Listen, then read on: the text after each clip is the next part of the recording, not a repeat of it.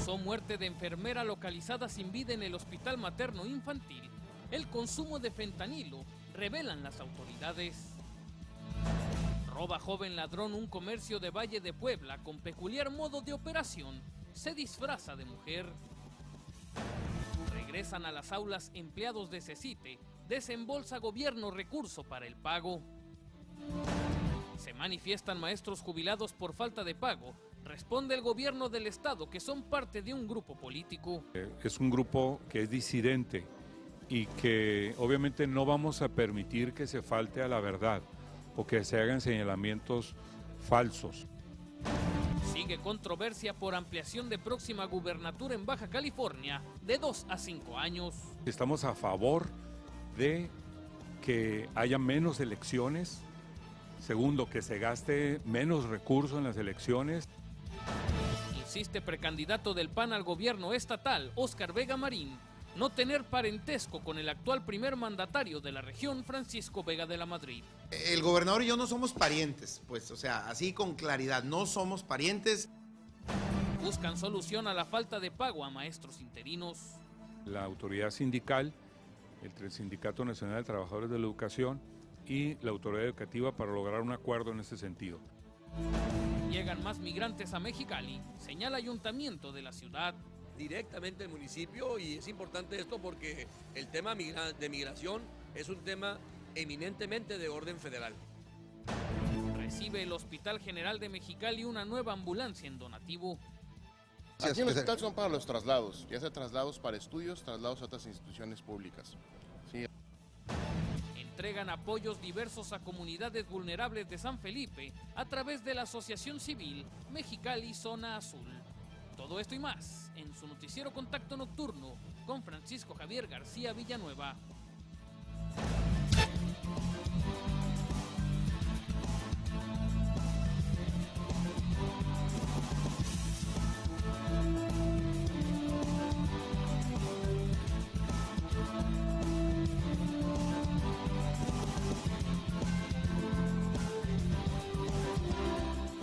¿Qué tal? Muy buenas noches, gracias por atender este espacio de información. Ya sabe que son 2 horas y que estos 120 minutos de verdad que se van a ir muy rápido. Lo vamos a enterar realmente de lo que usted requiere conocer. Lo hacemos desde las 5 de la mañana hasta pasadas las 11 de la noche. 23 noticieros a la semana, no por nada nos llaman el canal de las noticias. A todo Baja California, a por supuesto Sonora, al sur de California y el sur de Arizona les mandamos un fuerte abrazo, como cualquier parte del mundo, en www.canal66.tv. Y ahí mismo en el internet, en todas las redes sociales, el ejército de noticieros se reitera a sus órdenes. Su servidor en Facebook, Francisco Javier García Villanueva, como conoce más que bien por nombre, apellido, rostro, a todas las redes sociales, por supuesto, de mi compañera Viridiana Beltrán. Viri, muy buenas noches. Buenas noches, Francisco, muy bien, un gusto como siempre poder saludarlos, una emisión más de su Noticieros Contacto y bueno, obviamente más adelante en la sección del pronóstico del tiempo vamos a estar hablando de los detalles de las temperaturas aquí en Mexicali y en nuestro estado. Ya se les había comentado que las temperaturas iban a mejorar esta semana y así va a ser. Vamos a ir aumentando la temperatura conforme pasen los días. Jueves, viernes y sábado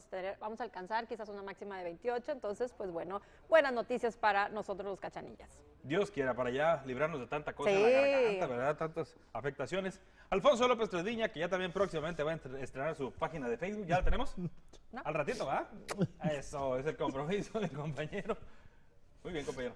Compañero, ¿qué tal? ¿Qué tal? Gusto saludarlo. ¿Qué tal, amigos nuestros? Pues bueno, lo más destacado el día de hoy, la máxima casa de estudios de la Universidad Autónoma de Baja California y CETIS Universidad también se unen para organizar la etapa regional de universidad. Ahora sí que con la presencia de más de 20 universidades de Sinaloa, así también de Sonora, Baja California Sur y Baja California, por lo cual pues, se dieron a conocer los pormenores después de que estas dos instituciones pues, ofrecieron una conferencia de prensa el día de hoy para organizar este evento deportivo. Así también mucha aceptación está teniendo los cursos que está presentando Grupo Educativo 16 de septiembre con la presencia de coach y entrenador y coach también del equipo de los Soles de Mexicali. Ahí estamos viendo precisamente al coach asistente de los Soles en cuanto pues a lo que se está realizando, tanto teórico como práctico, y mucha aceptación. Agradecemos a Memo Valero Sosa que nos proporcionó este material. Por otra parte, Águilas de Mexicali se prepara. Hay 4 jugadores de los Águilas que integrarán las filas del equipo mexicano dirigido por Dan Firoma para ver acción en Japón. Y bueno, pues ahora sí que llama poderosamente la atención de Jay Sánchez, entre otros. Le diremos de quién se trata. Lo cierto es que, bueno, se está viendo pues ya el trabajo que se está realizando en el béisbol, por el béisbol a nivel nacional e internacional. Esto y más en el segmento de los deportes. Muy bien, compañeros. Un poco más adelante vengo con cada uno de Claro ustedes. Si les parece, nos vamos con la información que ya tiene lista para usted el Ejército de Noticieros. Y déjeme le digo que salieron los resultados. ¿Cuál fue la sustancia que le quitó la vida a una enfermera? La Procuraduría General de Justicia en el Estado confirmó que fue fentanilo, la sustancia que le causó la muerte a la enfermera que falleció en las instalaciones del Hospital Materno Infantil. El 16 de febrero pasado, personal del nosocomio localizó inconsciente en un baño a Alicia Sandoval García, de 42 años de edad, enfermera con 10 años de servicio. Aunque médicos del mismo hospital le brindaron primeros auxilios, la trabajadora ya no contaba con signos vitales y fue declarada sin vida. Las primeras investigaciones, orientadas a un suicidio, apuntaron a que se había inyectado un medicamento, ya que entre su ropa se encontró una jeringa con restos de una sustancia, además de que en uno de sus brazos tenía huellas de venopunción. La Procuraduría General de Justicia del Estado analizó la sustancia y la sangre de la enfermera, dando positiva ambas a fentanilo, medicamento controlado que se utiliza como analgésico en cirugías y tratamientos contra el dolor, considerada además altamente adictiva, ya que como droga proporciona un estado de tranquilidad. La sustancia causó una sobredosis en la trabajadora del sector salud, quien perdió la vida a consecuencia de un edema pulmonar. En Contacto informan Ranulfo Cabrera y Erika Gallego, Canal de las Noticias. Sobre el tema se le cuestionó al secretario de Salud, quien dijo que no puede ser que estén de los hospitales públicos robándose este tipo de droga. De alguna otra forma, asegura el secretario, esta mujer la consiguió. Aunque dijo desconocer el dictamen emitido por la Procuraduría de Justicia, el secretario de Salud en el Estado, Guillermo Trejo Dosal, reaccionó sobre la muerte de una enfermera en el Hospital Materno Infantil por sobredosis de fentanilo. Bueno, aquí todavía no tengo yo el dictamen de la autopsia con la certeza de lo del fentanilo, y es un tema que nos está causando cada vez más problema el uso del fentanilo, no solamente por la utilización.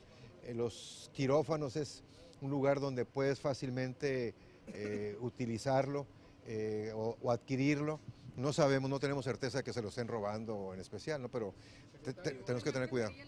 Al tratarse de una sustancia de uso cotidiano en hospitales, el secretario descartó que haya robos, aunque aceptó que pudieran poner mayor vigilancia en el manejo de esta sustancia. Todos los sistemas quirúrgicos en el mundo, y los nuestros no son excepción, tienen un control de insumos, y dentro de esos los opiáceos son los que más controlamos, ¿no? Entonces hay todo un protocolo de quién lo maneja y cómo lo maneja. No están abiertos a cualquier persona, ¿no? Pero no es algo frecuente, entonces espero que no se esté repitiendo, pero obviamente vamos a tratar de poner más atención en ese tema, ¿no? En Contacto informan Ranulfo Cabrera y Erika Gallego, Canal de las Noticias. La presencia de la droga, del tráfico y el consumo de este fentanilo, también el decomiso, porque se ha dado, fíjese, al menos en Estados Unidos ya es un motivo de alarma. Esta droga se presume es 50 veces más fuerte que la heroína. El fármaco puede traficarse en pastillas o de forma líquida en ampolletas. Aquí, en Baja California, ya hubo importantes decomisos de fentanilo, se los he contado. Se trata de una droga de origen opioide analgésico sintético similar a la morfina, pero, escuche bien, hasta 100 veces más potente que la morfina resulta este famoso fentanilo. Y hablando de drogas, un decomiso importante en San Luis. Casi 3 toneladas de marihuana aseguraron elementos del Ejército Mexicano en un domicilio de San Luis Río Colorado, Sonora. Los soldados contabilizaron 641 paquetes con un peso de 2.753 kilos de una hierba con las características de la marihuana. El decomiso se efectuó en una vivienda ubicada en la calle B de la colonia Solidaridad en San Luis Río Colorado, Sonora. Los más de 600 paquetes fueron turnados al Ministerio Público Federal y hasta ahora no hay ningún detenido en relación a este hecho. En Contacto informan Ranulfo Cabrera y Erika Gallego, Canal de las Noticias. En más información, reforman Constitución para dar prisión preventiva oficiosa a delitos graves. Recientemente la Cámara de Diputados Federal aprobó con 377 votos a favor reformar el artículo 19 de la Constitución con el fin de imponer prisión preventiva oficiosa en más delitos, destacando aquellos que atenten contra menores de edad y sobre todo los robos a casa habitación.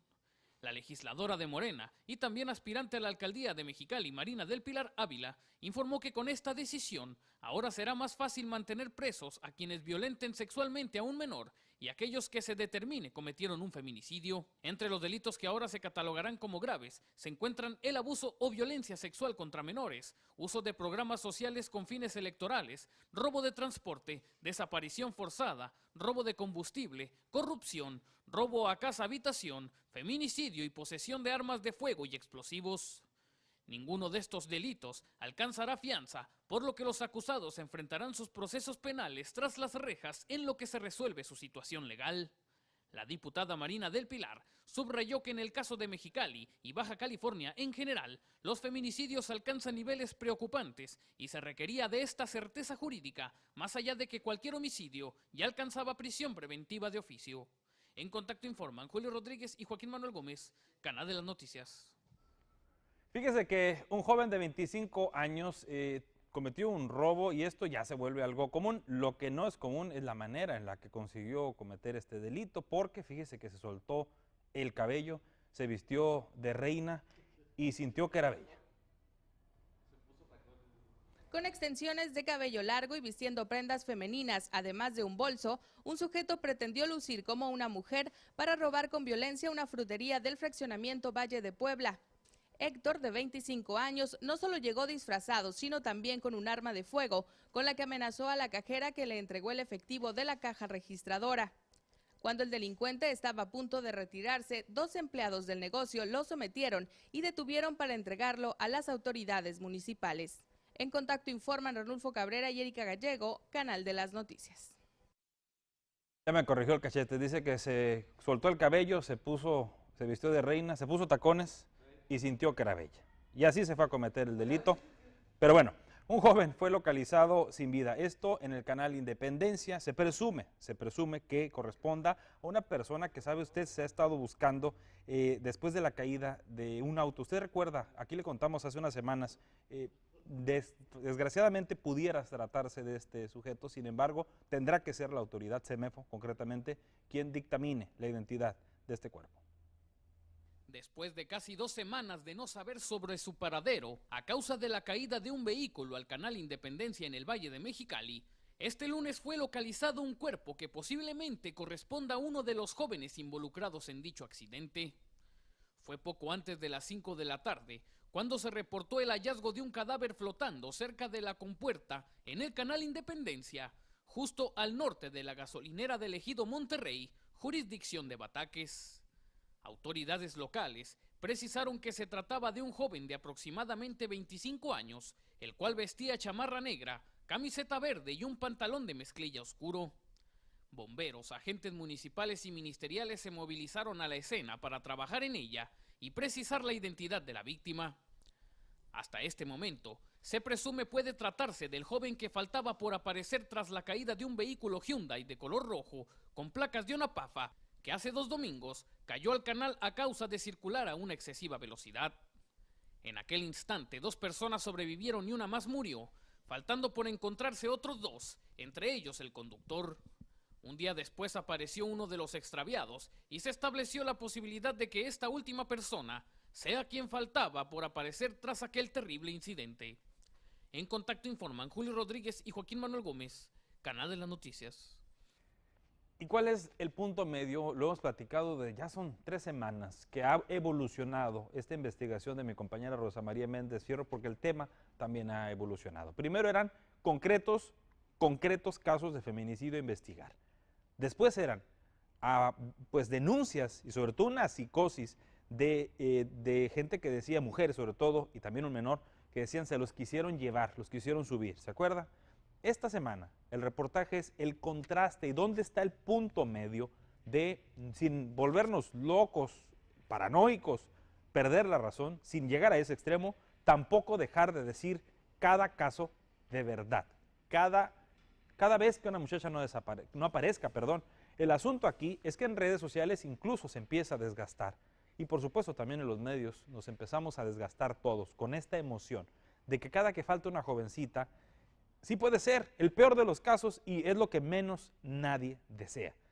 Pero también las jovencitas últimamente desaparecen muy seguido por 1, 2, 3, 4 días y de pronto nos desesperamos porque la autoridad no investiga desde el primer momento, pero es que hay un protocolo.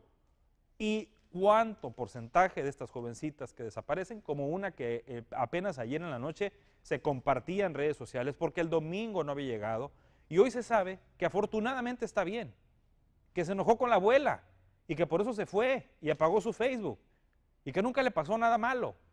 Pero al fin, ¿dónde está el punto medio? El viernes que tuvimos aquí de invitado al director de la policía nos lo decía. Estamos acudiendo a muchas falsas llamadas. Pues preferible que se hagan estas falsas llamadas y se investigue y se descarte, como el caso de esta jovencita. Así que esta semana el reportaje de mi compañera Rosa María Méndez Fierro es muy puntual. Es justo en medio de cuál es la realidad alrededor de estas percepciones. Percepciones de que todo puede salir mal en una historia como esta o de que es cualquier cosa. Una jovencita que se enojó con su abuela y afortunadamente hoy regresó y se reportó. La publicación de la desaparición de una joven, quien era buscada por sus familiares desde el domingo pasado, puso una alerta a la ciudadanía y a las autoridades. Esto en un contexto delicado donde se habla de pesquisas y feminicidios. El tema cayó en tierra fértil. Todo en Mexicali tenemos muchos feminicidios y pues da miedo salir a la calle estando aquí, pues más como de mi edad o así en la prepa y pues llegan carros o lo que sea y pues, nos hacen daño a veces. Afortunadamente la joven exalumna del colegio de bachilleres Plantel Vasconcelos fue localizada por agentes ministeriales la mañana de este martes. La escueta información otorgada hablaba de que tuvo un desencuentro con su abuela y decidió irse con una amiga, pero nadie le informó. Sin embargo, la alerta quedó allí, entre las mismas jóvenes estudiantes de preparatoria, quienes hablaron del miedo en el que viven.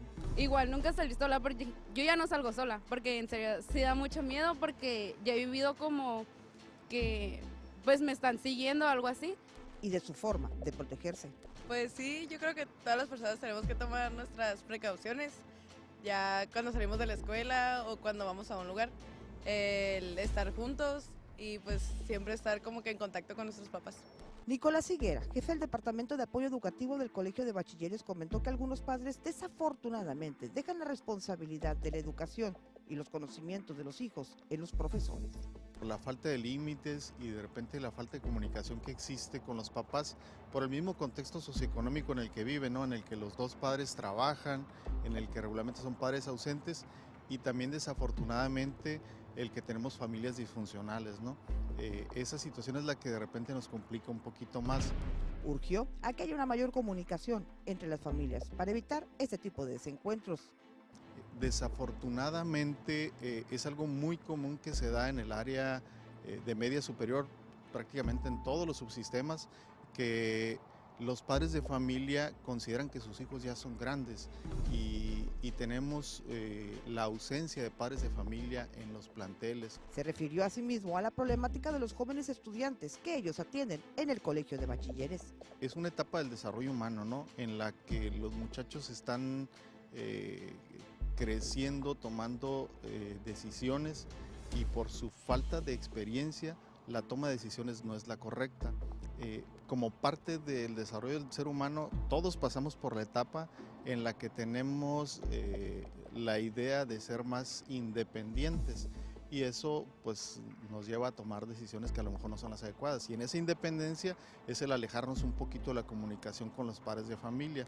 Al final, Ivette andaba con una amiga, pero entre las jóvenes estudiantes del colegio de bachilleres queda el llamado para estar más alertas.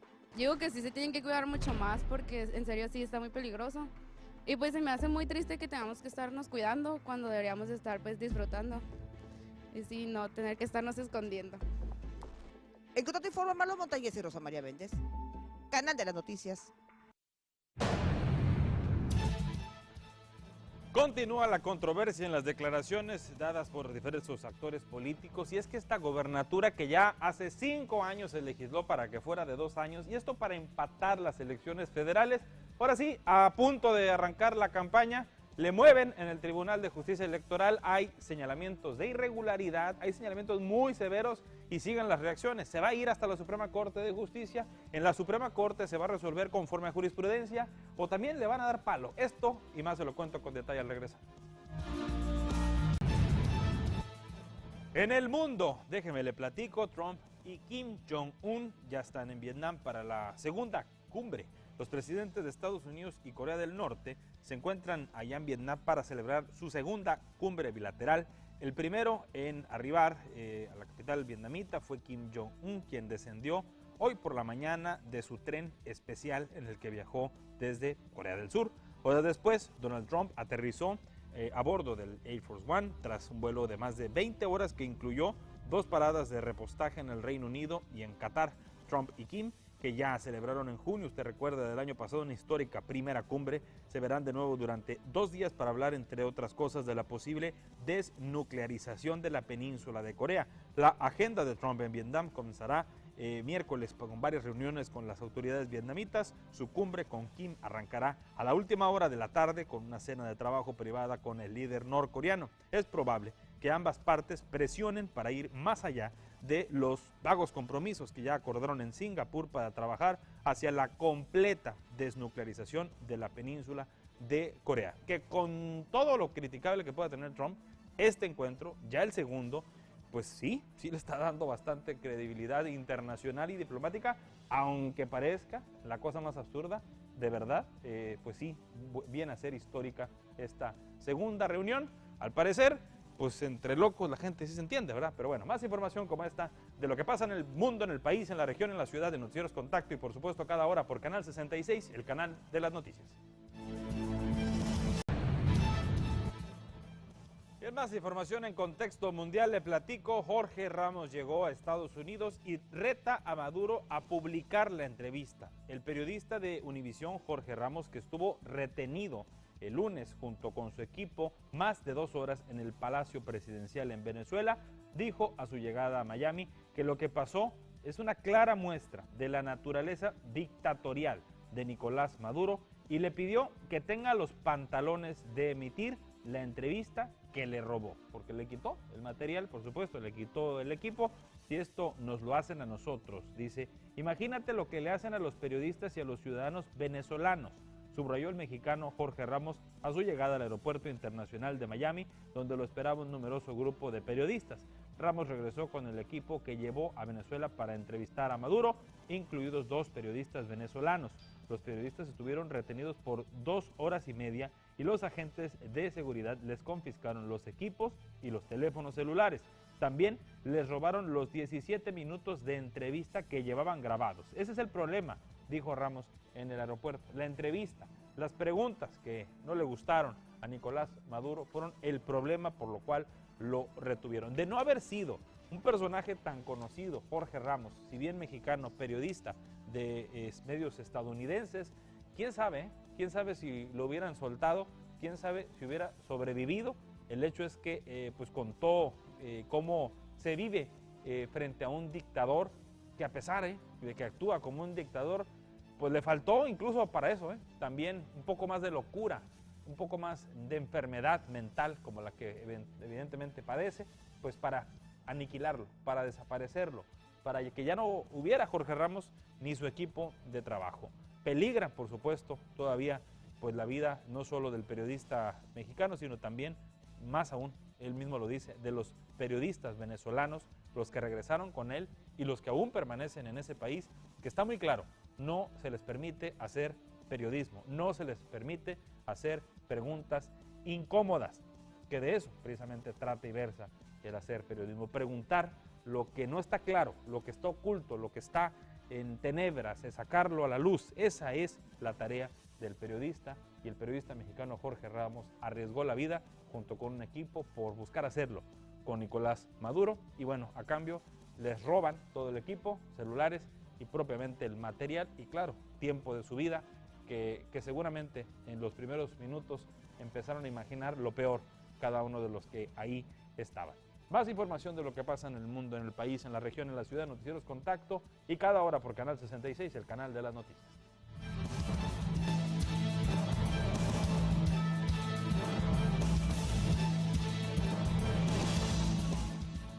Por la gobernatura de Chamodo continúa la controversia. El objetivo de tener una gobernatura de 2 años era empatar la elección estatal con la federal, a fin de que no se gastara tanto recurso en los procesos electorales, informó el gobierno del estado tras ser cuestionado sobre el acuerdo al que llegó el Tribunal Electoral de Baja California de ampliar el próximo periodo de la gubernatura en la región de 2 a 5 años. Nosotros consideramos y estamos a favor de que haya menos elecciones. Segundo, que se gaste menos recursos en las elecciones. Y tercero, que se empaten las elecciones con las elecciones federales, precisamente, que la local se empate con la federal.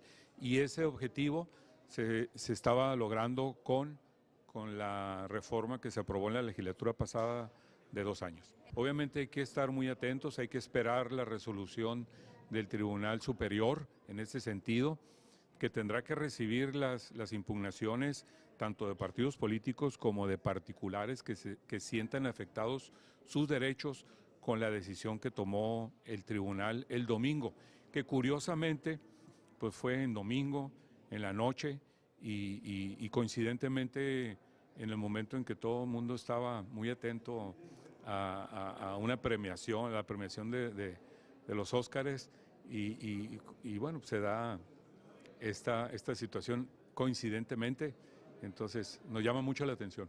El secretario general de gobierno se contuvo en dar declaraciones sobre los señalamientos de partidos políticos en los que se notifica que detrás de tal decisión estaba un personaje de Morena, Jaime Bonilla. Creo que los partidos políticos han sido muy claros y explícitos en esa situación. Nosotros nos manifestamos respetuosos de esos temas. Nosotros estaremos únicamente atendiendo lo que las propias instituciones y la autoridad nos señalen. No obstante, representantes de partidos políticos insistieron en que este tema lleva tela de fondo para beneficio de un personaje en particular. Entonces los señores magistrados hicieron una resolución con las patas, ya, evidentemente atendiendo a intereses particulares, que ya lo dijo muy bien ayer mi jefe estatal, pero independientemente de eso, en Acción Nacional, ¿qué es lo que estamos viviendo? Pues con un área de oportunidad, O sea, si había gente del PAN que decía, híjole, Óscar va a ser gobernador más por 2 años, y hay quien está diciendo, bueno, pues le están dando 5, ¿no?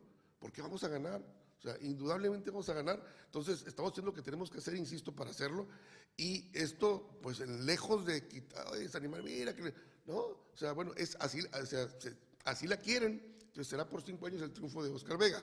De manera sorpresiva y a oscuritas, el Tribunal de Justicia Electoral del Estado abusó de su poder y decidió engañar a los ciudadanos cumpliendo el capricho del candidato de Morena, Jaime Bonilla, al ampliar el plazo de la próxima gubernatura, pasando de 2 a 5 años.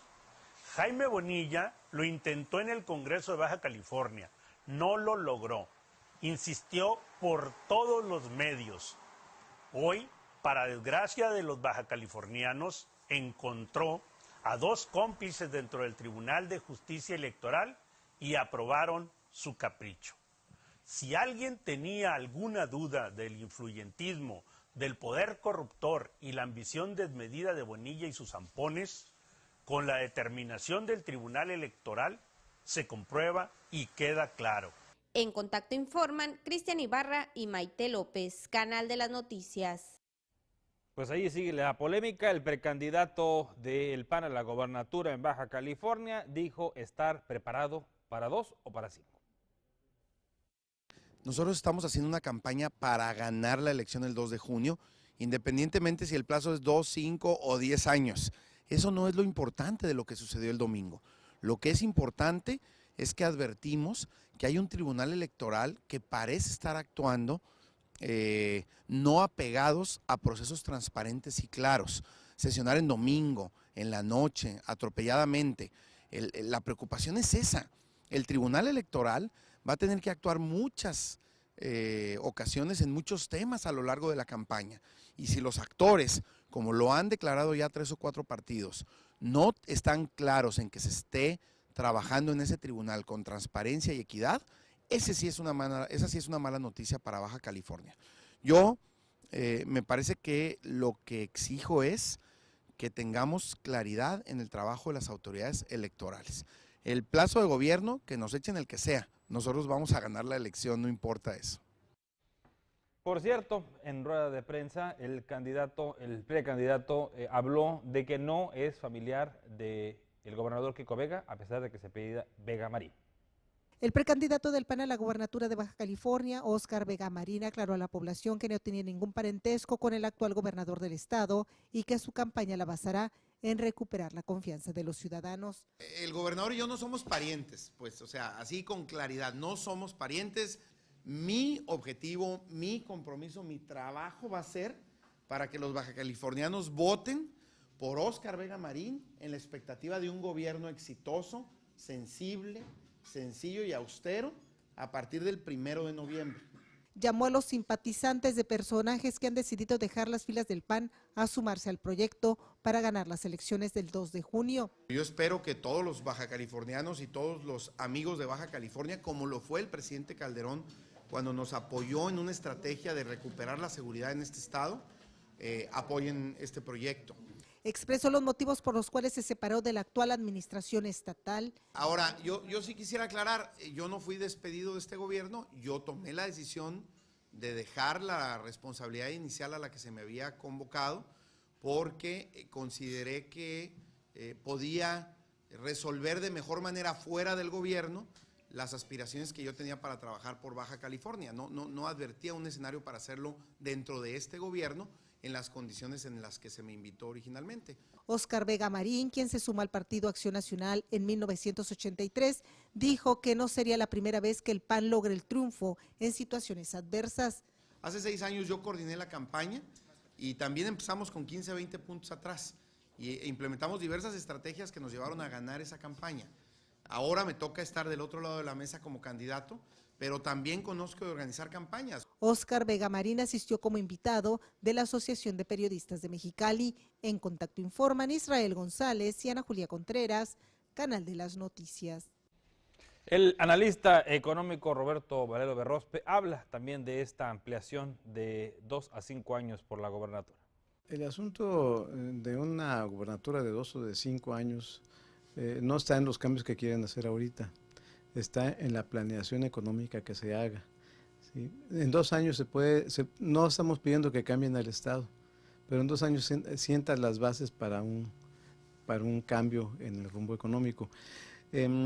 Estas jaloneos que están ahorita políticos llegan a Baja California en un momento muy difícil. O sea, yo escucho que hablan mucho de la cuestión política y de cuántos años y de quién quiero poner, pero no escucho planteamientos de política económica para sacar a la gente de la pobreza salarial que está viviendo. Se habla de que se va a favorecer a una persona, a otra persona, y como que se está olvidando que los bajacalifornianos también opinan y que también van a las urnas y que no se trata de caprichos políticos, sino de lo que la gente realmente quiere para el Estado. Buena información, pues fíjese que también Eugenio Lagarde habla de este término de los 5 años. Es un tema que está a todos los sectores políticos, empresariales, la ciudadanía en general, haciendo pensar muchas cosas, ¿eh? Se pueden entonces mover las reglas así al bravazo ya cuando va a ser la elección. Pues la ley dice que no, pero ¿cómo se hizo al final? ¿Se va a mantener así? ¿Se va a caer ese proyecto? Esto más se lo cuento con detalle al regresar.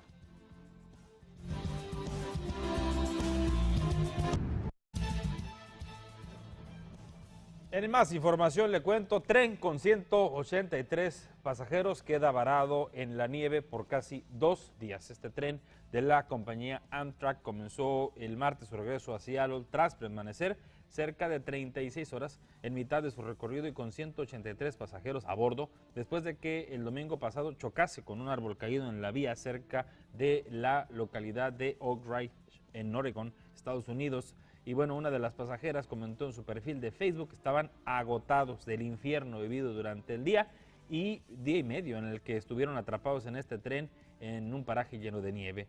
El área recibió de 25 a 38 centímetros de nieve, según el Servicio Nacional de Meteorología. Impidió usar un transporte alternativo para rescatar a los pasajeros del tren. Y bueno, fotos empezaron también a circular por las redes sociales, donde se puede ver pues que el menú, galletitas y lo que se había, cafecito, agua, o sea, lo más elemental hubo para poder mantener también a la gente alimentándose en esta tormenta que por supuesto sacó de toda agenda a los pasajeros. Más información de lo que pasa en el mundo, en el país, en la región, en la ciudad, en Noticieros Contacto y cada hora por Canal 66, el canal de las noticias.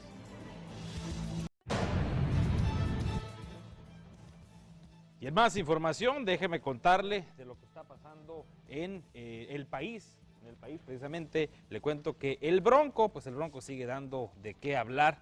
Es que el sur de México tiene la desgracia, dice el Bronco, de la flojera. Esa es la desgracia que tiene el sur de México, según el gobernador de Nuevo León, Jaime Rodríguez Calderón. El Bronco aseguró que el sur del país, desgraciadamente, es flojo, aunque tiene las bondades, dice, de la naturaleza. En el marco de la inauguración de la Expo Cárnica y Láctea, celebrada en Cintermex, a la que asistió el secretario de Agricultura y Desarrollo Rural, Víctor Manuel Villalobos. Así dijo el gobernador, que el norte vence la adversidad, mientras que el sur-sureste tiene la bendición de la naturaleza, pero la desgracia de la flojera.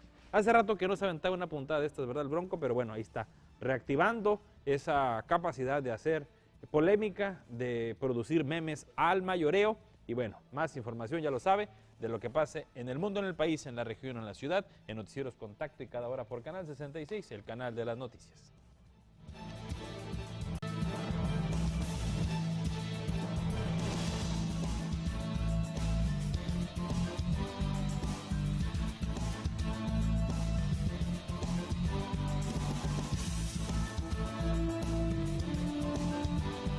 Y en más información, la magistrada presidenta del Tribunal de Justicia Electoral se dijo respetuosa de que sus compañeros resolvieran a favor ampliar el periodo de la gobernatura, esto que hemos venido hablando, de 2 a 5 años, y aseguró que una vez impugnada dicha resolución por los partidos políticos, el Tribunal Federal Electoral pues tendrá que resolverlo y hacerlo rápido, tomando en cuenta pues que el proceso electoral, ese es justo el punto, ya inició.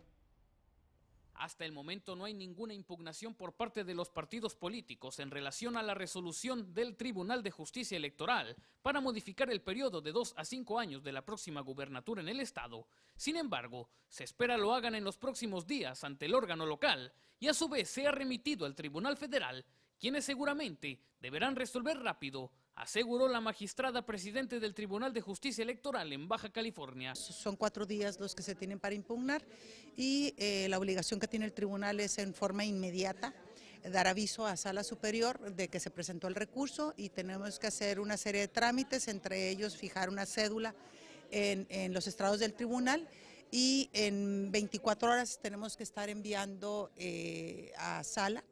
Tendríamos que estar mandando el expediente y un informe circunstanciado. No hay un plazo fijo. Lo cierto es que Sala Superior siempre se ha caracterizado bajo algunas excepciones, raras excepciones, como el caso del asunto del PES, pero la Sala resuelve en tiempos muy breves. Entonces seguramente pues también será breve.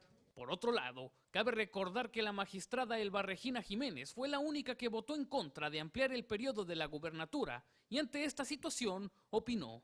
La sentencia emitida por mis compañeros, por mis pares, pues es una sentencia al final por mayoría, independientemente de que yo presenté las consideraciones que consideré oportunas en su momento, pero pues al final prevalece lo que decidió la mayoría. En Contacto informan Julio Rodríguez y Joaquín Manuel Gómez, Canal de las Noticias. El líder de Canacintra habló de este tema. Como industriales lo que percibimos, los proyectos de muy corto plazo muchas veces no salen adelante, los proyectos de mediano o largo plazo son los que realmente funcionan y en esta ocasión pasar la gobernatura de 2 a 5 años con ese pensamiento puede ser positivo, lo vemos realmente positivo porque le va a permitir al candidato que quede tener más tiempo para ejecutar sus programas, versus tener 2 años, que en 2 años pues qué tanto puedes lograr, y más un puesto como la gobernatura, ¿no? Entonces, si las razones del tribunal son meramente políticas, ahí sí, pues a lo mejor no estaríamos de acuerdo, pero si se hizo con el espíritu de que se cuente con más tiempo para que los planes que proponga se lleven a cabo, en ese aspecto, pues no lo vemos con mal ojos, ¿no? El abogado Fernando Rosales dicen que ya sabían los partidos políticos que se iba a cambiar de 2 a 5 años. Los diputados locales y los partidos políticos ya tenían conocimiento que había una tesis jurídica con fecha de hace 12 años que declaraba procedente el cambio del periodo de gobierno de 2 a 5 años. Presentamos un escrito al Congreso del Estado donde se afirmaba la procedencia legal de los 2 a los 5 años, basado fundamentalmente en 2 criterios de la Suprema Corte de Justicia de la Nación.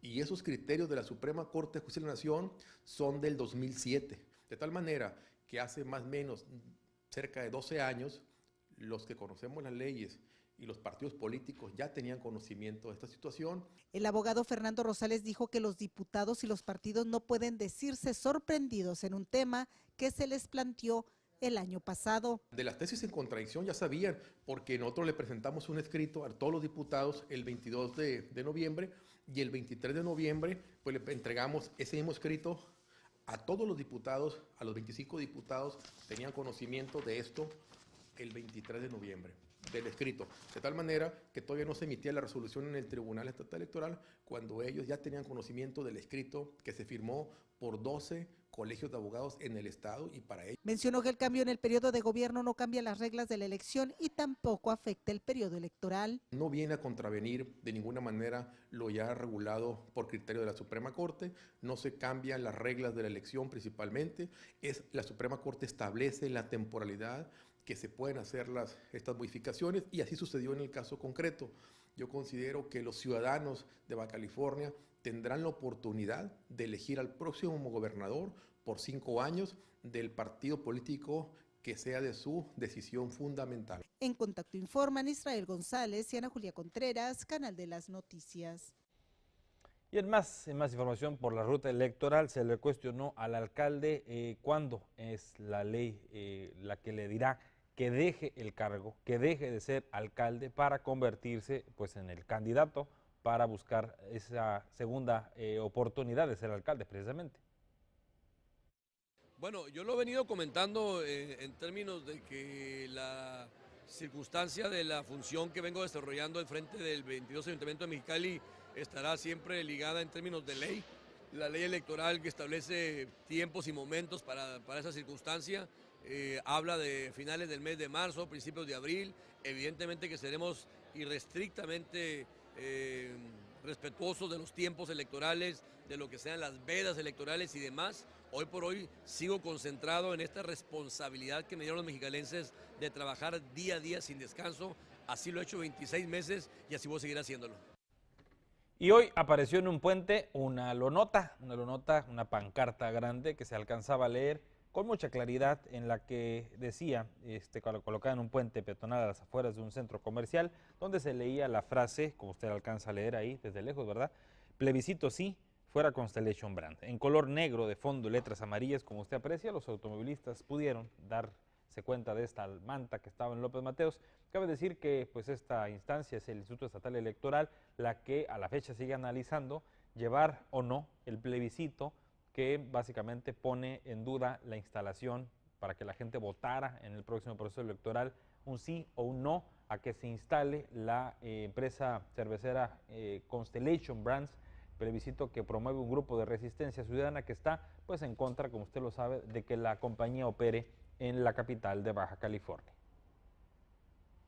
Y fíjese que por unanimidad este día el Tribunal de Justicia Electoral le dio palo, como se dice, a la impugnación de la Constellation, precisamente, que solicitaba tomar fotografías y notas de las 17,000 firmas ciudadanas que promueven el plebiscito precisamente en contra de la Constellation. Es decir, lo que la empresa pedía es, ok, denme fotos y así bien documentadas y notas de las 17,000 firmas, y la autoridad dijo, no. estábamos en la etapa del cumplimiento de la sentencia. Ya se había emitido la sentencia y se había ordenado que el instituto cumpliera con ciertos pasos. Entonces el instituto cumplió, hizo su parte y se le dio vista a Tenedora con el cumplimiento que se dio. Tenedora manifestaba que no se había cumplido completamente lo que había ordenado nuestra sentencia y contrario a ello hicimos una revisión y determinamos que no había un cumplimiento defectuoso, sino que se había cumplido exactamente como se había indicado en la sentencia y determinamos que no había ese cumplimiento defectuoso y que además dimos por cumplida ya la sentencia.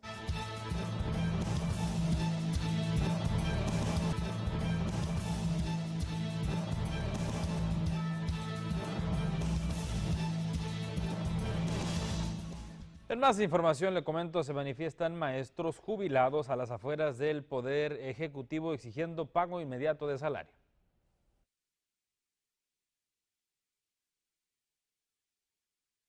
Un grupo de maestros jubilados denominado Gestor Águila se manifestó a las afueras del gobierno del estado en Mexicali en exigencia al pago que no se le ha efectuado a los trabajadores de la educación. Bueno, pues estamos comentando sobre los problemas de los trabajadores de la educación y de alguna manera los trabajadores en general, porque no estamos de acuerdo en que se retrasen los pagos, que el pago sea completo, que no sean abonos. Ya venimos desde noviembre con este problema y vemos una falta muy grande de responsabilidad por parte de las autoridades, puesto que como se ha señalado, los presupuestos se hacen anuales y hay partidas para resolver todos los problemas de pago de los trabajadores.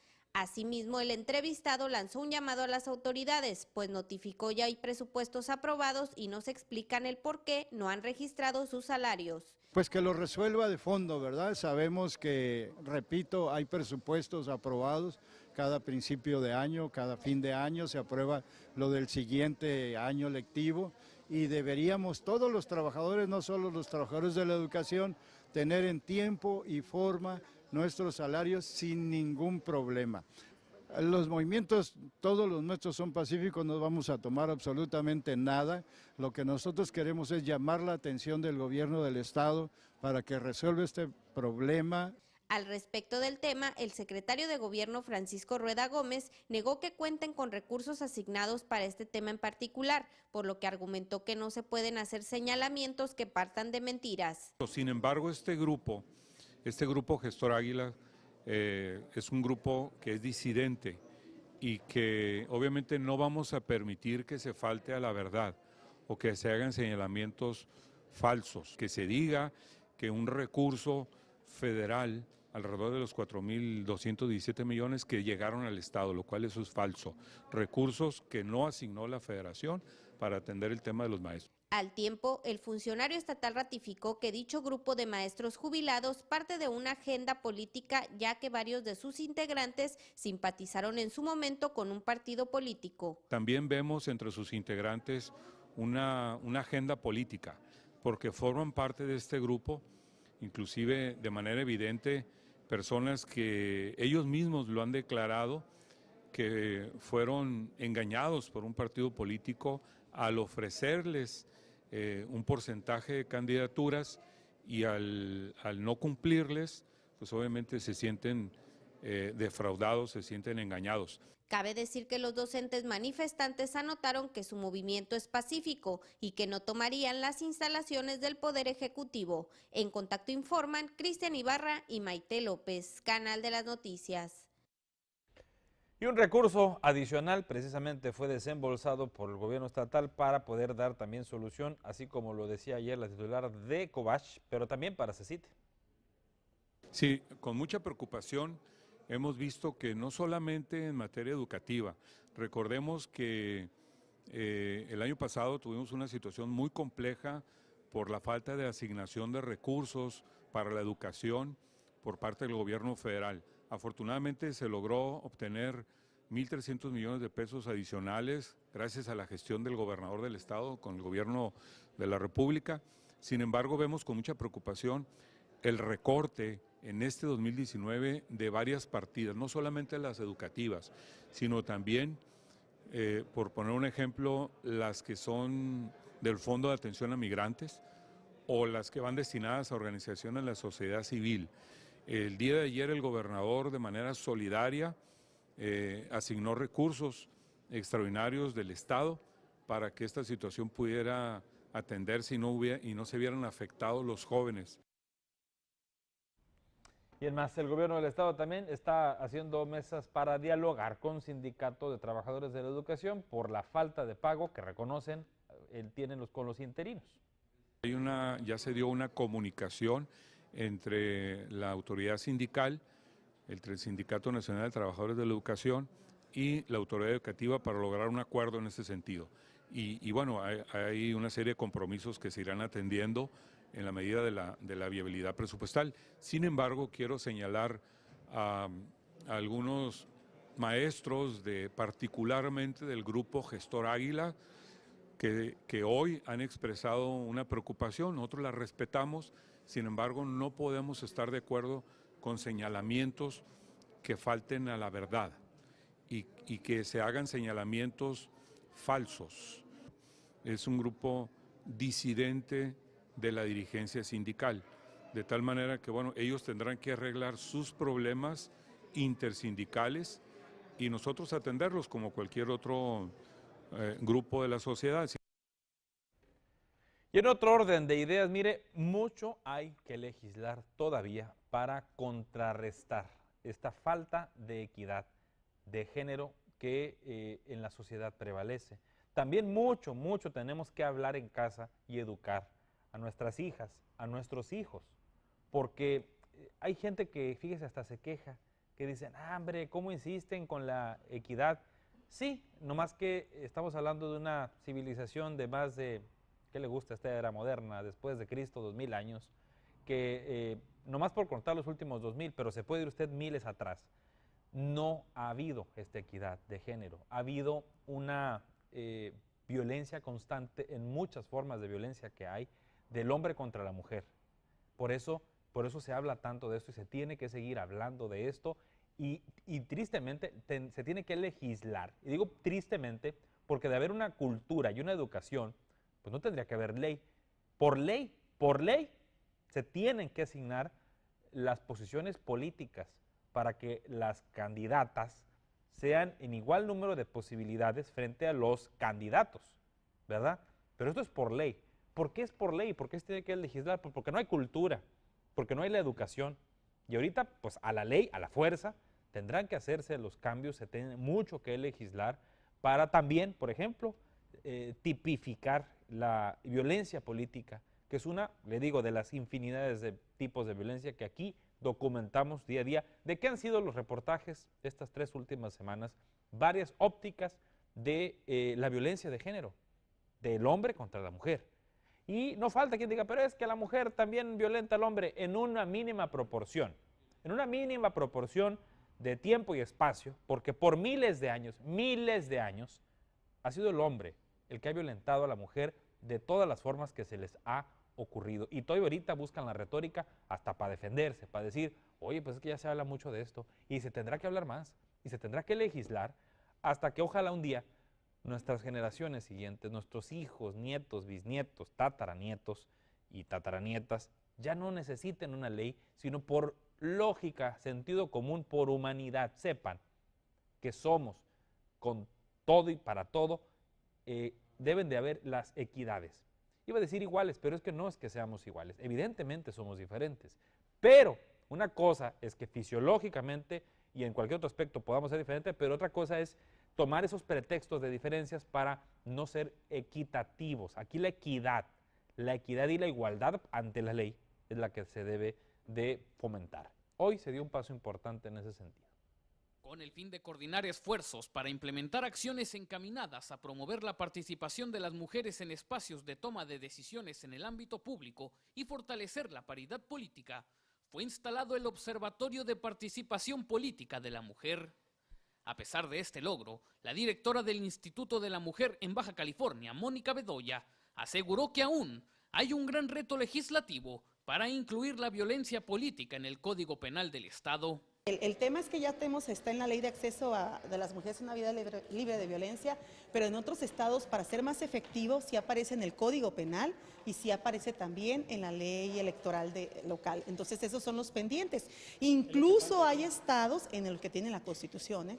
Entonces, es lo que faltaría, el gran pendiente aquí, yo sí creo que debe estar en el Código Penal y en la ley electoral. Sí son los grandes pendientes todavía por legislar, porque sí, violencia política nada más aparece en la ley de acceso. Aún así, se dijo que es un importante logro que se instale este observatorio, encabezado por el Instituto Estatal Electoral, el Instituto de la Mujer de Baja California y el Tribunal de Justicia Electoral. Las tareas que vamos a tener nosotros como observatorio es precisamente el ver que se cumplan las leyes y todo lo que de normatividad se ha puesto para lograr, número uno, que exista un proceso libre de violencia para las mujeres, de violencia política, y que todos los que son la normatividad de paridad se cumpla, porque vamos por un Congreso paritario y por ayuntamientos paritarios. Está documentado a nivel nacional que entre más es la participación de las mujeres, más son también la reproducción de conductas que pueden considerarse violencia política. Entonces creo que es un valioso esfuerzo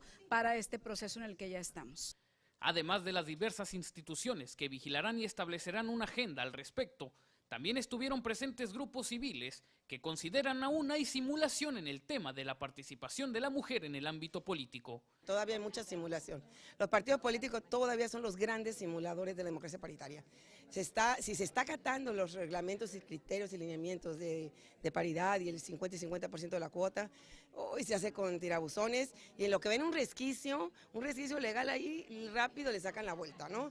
En este proceso electoral en Baja California por primera vez tenemos un avance en cuanto al principio non, es decir, más candidaturas de mujeres cuando sea non, como el caso de 5 municipios, pues 3 mujeres y 2 hombres cada partido político. Cabe señalar que también estuvo presente el secretario general de Gobierno, Francisco Rueda Gómez, quien tomó protesta a las instituciones que integrarán el observatorio. En Contacto informan Julio Rodríguez y Joaquín Manuel Gómez, Canal de las Noticias.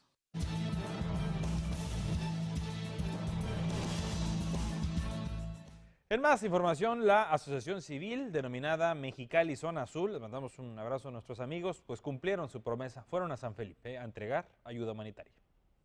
Aquí amigos, listos ya en partida para el señor Luis. ¿Listo, señor Luis? Listo. ¿Hacia dónde vamos? A San Felipe. ¿En qué causa vamos hoy? ¿Cuál es el proyecto? Ahorita vamos a apoyar a las familias de bajos recursos de ahí de San Felipe, llevándoles un poco de despensa y aparatos ortopédicos. Están bajando todas las cosas, yo los voy a... Tú vas a guiarnos, vente Chapo.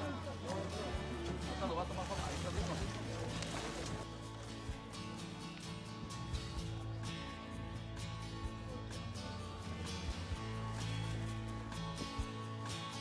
Y aquí va a llegar la raza por ellas. Va muy lento.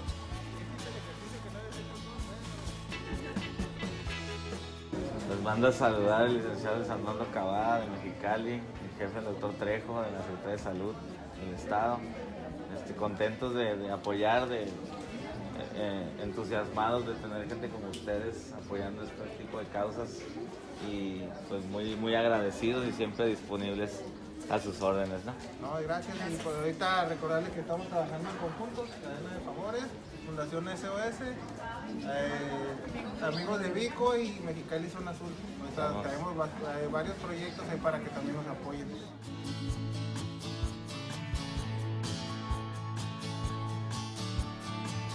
Mientras en Mexicali siguen llegando migrantes, lo que no llega son recursos. Al día de hoy el dato que tenemos registrado es que aproximadamente han llegado en los últimos 10 días 250 a 300 personas migrantes. Algunos se quedan aquí, otros están optando por irse a Tijuana. No hemos recibido ningún apoyo de orden directo del gobierno municipal para también poder estar atendiendo esta circunstancia. Somos el eslabón de la cadena más sensible en términos financieros comparado con el Estado y con la Federación. Y desde el año pasado que se inició esta circunstancia del flujo de migrantes, lo dijimos, el gobierno federal anterior al gobierno municipal como tal directamente no hubo apoyos. Actualmente tampoco estamos teniendo ningún apoyo de orden federal directamente al municipio, y es importante esto porque el tema de migración es un tema eminentemente de orden federal. Pues sí, los dejan entrar por allá por el sur del país. Qué buena onda, pásenle, qué curada, todo muy bien. Ya después se olvidan de ellos. A partir de la Ciudad de México, se olvidan de ellos. El que sobrevive y puede cruza el desierto de Sonora, llegan aquí y aquí vienen, pues por supuesto, con muchos problemas y no hay recurso federal que esté llegando para atenderlos. Pero bueno, en otro orden de ideas, en el Hospital General andan volados estrenando ambulancia. Aquí en el hospital son para los traslados, ya sea traslados para estudios, traslados a otras instituciones públicas. Sí, hablar de Seguro Social, ISSSTE o a los privados cuando llegaron necesitados. ¿Con estas cuántas tienen? Bueno, aquí cada ambulancia tiene una clasificación diferente. Hay ambulancias que son sencillitas con la que tenemos ahorita aquí en el hospital y una de cuidados intensivos y esta que se va a sumar a los de cuidados intensivos. ¿Cuántos harían falta? No, yo creo que con este número es suficiente para tenerlo, pero aquí hay que entender que no solamente es el puro carrito, no hay que tener al personal, todos los registros, choferes y todos los que se necesita pues para que puedan operar sus insumos. ¿Cuántas hay entonces en total aquí en este hospital? 2, y esta sería la tercera. Son 3 ambulancias que se trajeron a Baja California, que fueron entregadas por el Patronato de la Beneficencia a nivel nacional. Hace unas semanas las entregamos en la ciudad de Tijuana. El día de hoy entregamos aquí al doctor Caleb y al Hospital General su ambulancia nueva para Mexicali, ¿no?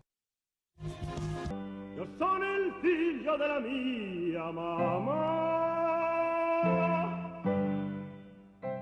Tu sei un estrancio di merda. Y usted se preguntará, ¿por qué con ópera van ahora a la recta final del noticiero Contacto Nocturno? Y si usted cree que esto nada más es ópera, pues entonces a lo mejor o está muy chiquito y no sabe de este grupo, o bien no era de sus gustos, pero ahorita le vamos a contar por qué estamos escuchando. Antes déjeme saludar aquí a Viridiana Beltrán en lo que me dejan de fondo esta pieza musical de Los Hombres G, de David Summers. ¿Por qué? Pues porque hoy está cumpliendo años. Fíjense que hoy cumple años mucha gente.